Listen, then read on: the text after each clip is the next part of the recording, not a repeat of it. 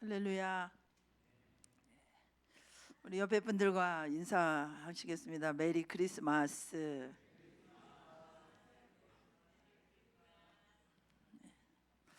우리 하나님 말씀 잠깐 보겠습니다.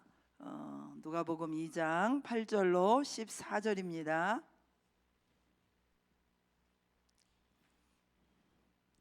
누가복음 2장 8절로 14절 교독하겠습니다.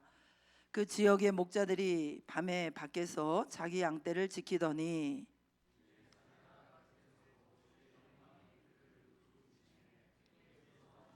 천사가 이르되 무서워하지 말라. 보라, 내가 온 백성에게 미칠 큰 기쁨의 좋은 소식을 너희에게 전하노라.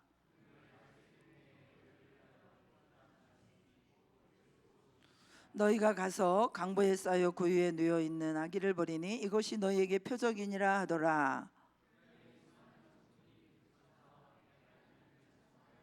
같이 지극히 높은 곳에서는 하나님께 영광이요 땅에서는 기뻐하심을 입은 사람들 중에 평화로다 하니라. 아멘. 자, 오늘은 여러분이 잘 아시다시피 예수님의 성탄을 기다리고 준비하는 대강절 절기 마지막 날로서 성탄 이브라고 합니다. 예수님이 성탄하신 그런 바로 전날 밤입니다. 세계 역사라든지 성경의 역사 속에서 가장 큰 사건은 성탄절 사건입니다. 하나님이신 예수님께서 인간의 몸을 입으시고 이 세상에 오신 사건이 바로 성탄절입니다. 예수님의 탄생으로 인해서 역사의 분기점이 생겼습니다. 예수님이 오시기 전을 뭐라고 그래요? BC. 예수님 오신 이유를 AD라고 사용하게 되었지요. 예수님 오신 이 사건으로 인해서 역사의 분기점일 뿐만 아니라 우리 인생들에게 있어서도 BC와 AD, 우리 인생의 BC와 AD 분기점이 생기게 되었습니다. 내 마음에 예수님 오시기 전에는 내가 옛사람이었는데 예수님 내 마음에 오신 이후에는 새 사람, 새로운 피조물이 되는 사건이 일어난 것입니다. 그런데 오늘 본문에 이렇게 말씀해 보면은 참으로 놀라운 것은 예수님의 탄생은 인류 역사상 가장 위대한 사건임에도 불구하고 그 소식은 왕궁이나 성전에 먼저 전해지지 않았다는 것입니다. 예수님의 탄생 첫 소식을 들은 사람들은 왕도, 제사장도, 부유한 사람들도 아니었습니다. 밖에서 밤에 양을 지키던 목자들이었습니다. 하나님은 천사들을 보내서 들에서 양을 지키던 목자들에게 가장 먼저 큰 기쁨의 좋은 소식을 전하셨습니다. 여러분, 그렇습니다. 하나님의 선택은 우리의 예상과 다릅니다. 하나님은 세상에 높은 권력을 가진 사람들이 아니라 마음이 겸손하고 낮은 자리에서 성실하게 자기 맡은 일을 행하는 하나님이 기뻐하심을 입은 자들에게 먼저 은혜를 베푸십니다. 목자들은 밤에 들에서 양을 지키며 깨어있던 사람들이었어요.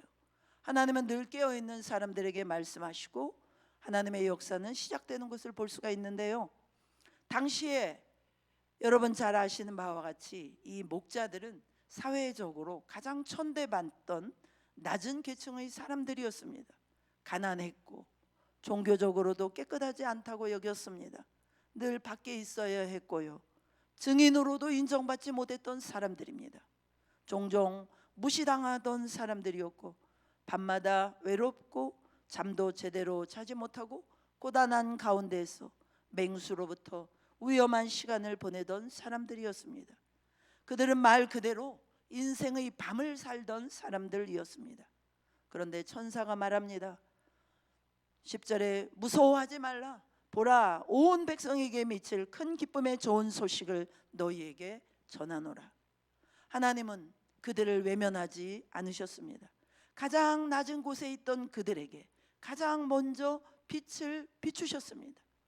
그리고 가장 먼저 그들에게 복음을 맡기셨습니다. 누가복음 1장 52절에 권세 있는 자를 그 위에서 내리치셨으며 비천한 자를 높이셨고 라고 말씀하십니다. 그렇습니다, 여러분. 하나님의 구원은 자격이 아니라 은혜임을 믿으시기 바랍니다. 아까도 좀 전에 우리가 준비 찬송을 하면서 그 크신 하나님의 사랑, 진짜 말로 다 할 수 없는, 그 어떤 것으로도 표현할 수 없는, 어떻게 나 같은 자가 그 은혜를 입었는가 좀 생각할 때 너무나 감동이 되죠. 고린도전서 1장 26절로 28절은 제가 평생에 좋아하는 말씀입니다. 형제들아 너희를 부르심을 보라. 육체를 따라 지혜로운 자가 많지 아니하며 능한 자가 많지 아니하며 문벌 좋은 자가 많지 아니하도다. 그러나 하나님께서 세상에 미련한 것들을 택하사 지혜 있는 자들을 부끄럽게 하려 하시고 세상에 약한 것들을 택하사 강한 것들을 부끄럽게 하려 하시며 하나님께서 세상에 천한 것들과 멸시받는 것들과 없는 것들을 택하사 있는 것들을 패하려 하시나니 그랬습니다. 그렇습니다, 여러분. 이것이 하나님이 일하시는 방법입니다. 우리 가운데 지혜로운 자, 능력 있는 자, 문벌 좋은 자, 권력을 가진 자들 많지 않습니다. 그럼에도 불구하고 미련하고 약하고 천하고 문벌도 좋지 않은 우리이지만 주님의 은혜로 우리를 불러주시고 구원해 주신 줄 믿습니다. 성탄절을 맞이하여 이런 부족한 우리를 찾아와 주신 주님 앞에 감사해야 될 줄로 믿습니다. 또한 예수님은 한낮의 환한 시간에 오시지 않았다는 사실입니다. 밝은 낮이 아니라 깊은 밤에 오셨습니다. 왜 하나님은 낮이 아니라 밤에 오셨을까요? 왜 왕궁이 아니라 들판이었을까요? 그 이유는 분명합니다. 하나님은 인간이 가장 어두운 자리, 가장 낮은 자리로 직접 들어오시는 분이기 때문입니다. 화려한 성전도 아니고 많은 사람들이 모인 광장도 아니고 양들을 지키면서 밤을 새우던 목자들이 있는 그 들판, 그곳이 하나님이 세상에 오신 첫 무대였습니다. 오늘은 성탄 전야죠, 여러분. 아직 해는 떠오르지 않았어요. 밤은 끝나지 않은 것처럼 보입니다. 그러나 바로 이 밤에 하나님은 이미 일하시기 시작하셨습니다. 일하시기 시작하셨습니다. 오늘 본문은 예수님 탄생 소식을 이렇게 전합니다. 8절로 12절 제가 다시 한번 읽겠습니다. 그 지역의 목자들이 밤에 밖에서 자기 양떼를 지키더니 주의 사자가 곁에 서고 주의 영광이 그들을 두루 비추매 크게 무서워하는지라. 천사가 이르되 무서워하지 말라. 보라, 내가 온 백성에게 미칠 큰 기쁨의 좋은 소식을 너희에게 전하노라. 오늘 다윗의 동네에 너희를 위하여 구주가 나셨으니 곧 그리스도 주시니라. 너희가 가서 강보에 쌓여 구유에 누워 있는 아기를 버리니 이것이 너희에게 표적이니라 하더니 그랬습니다. 그렇습니다. 하나님의 아들이 이 땅에 오신 순간은 사람들이 잠들어 있던 깊은 밤이었습니다.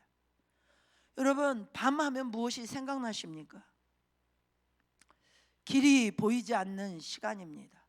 불안함과 두려움이 커지는 시간이에요. 이게 환자분들 보면 밤에 더 아파요. 혼자라는 생각이 드는 외로운 시간입니다. 성경은 우연히 밤이라는 단어를 사용하신 게 아니에요. 예수님은 의도적으로 밤에 오신 것입니다. 이것은 메시지가 있는 것입니다. 나는 인생의 밤에 있는 자들을 찾아왔다. 인생의 밤에 있는 자들을 찾아왔다라는 메시지입니다. 사랑하는 여러분, 우리 인생에도 밤이 있습니다. 아무리 기도해도 응답이 없는 밤, 관계가 무너져서 마음이 깝깝한 밤, 미래가 보이지 않아서 두려운 밤, 죄책감과 후회로 잠들지 못하는 밤이 있습니다. 또 어떤 분은 이 자리에도 그런 분이 계실지 모르겠어요. 겉으로는 사람들 앞에서는 웃고 있지만 마음속에서는 이렇게 말하고 있을지 모릅니다. 하나님, 저는 지금 너무 어둡습니다. 이 밤이 끝나기는 할까요? 이 밤이 끝나기는 할까요? 이런 자들에게 오늘 성탄의 메시지는 분명합니다. 예수님은 바로 그 밤에 오셨습니다. 밝아진 후에 오신 것이 아니라 어둠 한가운데로 들어오셨습니다. 여러분, 하나님은 우리가 사건 정리된 후에 오시지 않았어요. 문제가 해결된 다음에 오시지 않습니다. 바로 어둠 한가운데로 오시는 하나님이심을 믿으시기 바랍니다. 9절의 성경은 계속해서 말합니다. 주의 사자가 곁에 서고 주의 영광이 그들을 두루 비추매 크게 무서워하는지라. 그날 밤 들판은 갑자기 낮처럼 밝아졌습니다. 주의 영광이 그들을 두루 비춰서 환해졌습니다. 그러나 그 빛의 근원은 화려한 보좌가 아니라 구유에 누인 아기 예수였어요. 그렇습니다. 여러분 잘 아시는 바와 같이 세상을 바꾸는 것은 강한 군대가 아니에요.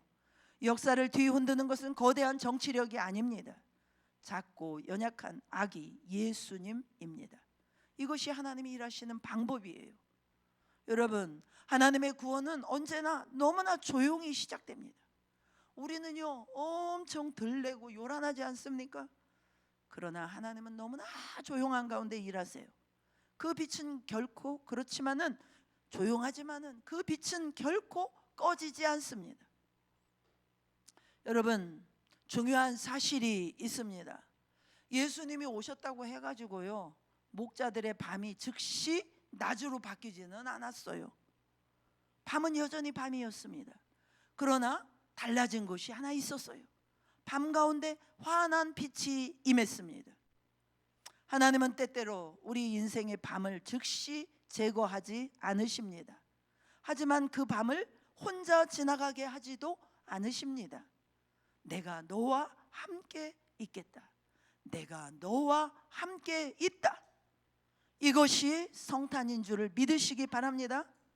마태복음 1장 23절에 보라 처녀가 잉태하여 아들을 낳을 것이요 그의 이름은 임마누엘이라 하리라 하셨으니 이를 번역한즉 하나님이 우리와 함께 계시다 함이라.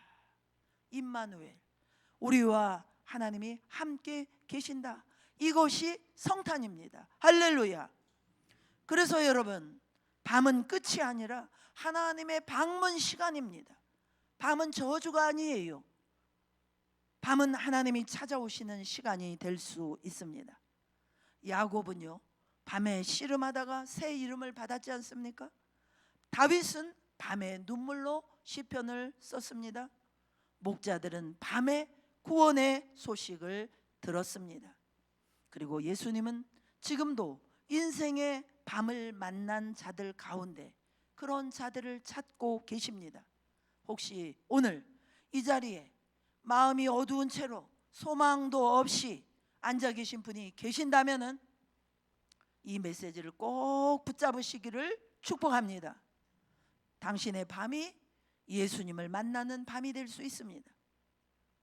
또 천사는 이렇게 선포합니다. 10절 같이 읽어볼까요? 보라, 내가 온 백성에게 미칠 큰 기쁨의 좋은 소식을 너희에게 전하노라. 온 백성에게 미칠 큰 기쁨의 좋은 소식이라고 했습니다. 그렇습니다. 이 기쁨의 소식은 문제없는 사람들에게만 주어지는 것이 아닙니다. 슬픔이 없는 자들에게만 허락된 것도 아닙니다. 상실함과 또 불안함과 아무것도 보이지 않고 아무것도 들리지 않는 침묵의 밤, 기도해도 응답이 없는 것 같은 밤을 지나고 있는 분들에게도 해당되는 말씀입니다. 성탄의 메시지는 분명합니다. 하나님은 우리의 밤을 지나가시지 않고 큰 기쁨의 좋은 소식을 가지고 그 안으로 들어오신다는 메시지입니다. 11절에 오늘 다윗의 동네에 너희를 위하여 구주가 나셨으니, 여러분은 이 말씀을 읽을 때 어떤 단어가 끌리십니까? 제가 주목하는 단어는 너희를 위하여입니다. 너희를 위하여. 이 말이 성탄 메시지의 핵심이라고 저는 믿습니다. 그렇습니다, 여러분. 이 말씀에서 가장 놀라운 단어는 구주도 아니고 그리스도도 아니고 너희를 위하여입니다. 하나님은 막연하게 우리를 사랑하셨다고 말하지 않으십니다.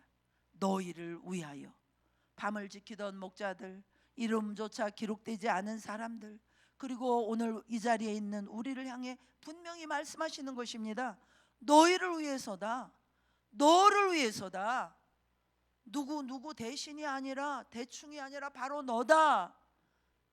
이 말은 저에게 또 이렇게 들립니다. 내 실패를 아시고 나의 넘어짐을 아시고 나의 연약함을 아시고 내 죄를 모르는 것이 아니지만 그럼에도 불구하고 너를 위해 구주가 나셨다라는 것입니다. 구주는 무엇입니까? 여러분 잘 아시는 것과 같이 조언자가 아니라 구원자라는 말씀입니다. 천사는 예수님을 위대한 스승이라고 말하지 않았어요. 좋은 위로자라고도 말하지 않았어요. 구주라고 말했습니다. 구주는 도와주는 사람이 아니라 건져내는 사람입니다. 스스로 빠져나올 수 없는 그런 어려운 상태, 아무리 애써도 반복되는 죄를 짓고 마음은 원하지만 삶은 따라오지 않는 현실 앞에서 한숨 쉬고 있는 우리들, 이 죄의 세력에서 우리를 건져내시는 분으로 오신 것입니다. 이것이 구주이십니다. 여러분, 그렇죠. 우리는 도움 정도가 아니라 구원이 필요한 존재인 것입니다.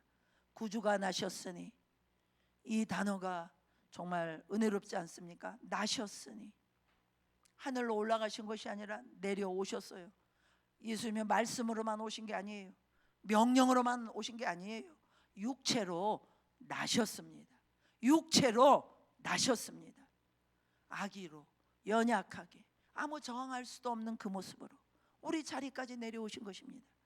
그것도 궁궐이 아니라 냄새나는 마구간으로 밝은 낮이 아니라 깊은 밤속으로 오신 것입니다. 너희를 위하여 구주가 나셨으니, 이 한 문장 안에 저는 복음이 전부 들어있다고 믿습니다.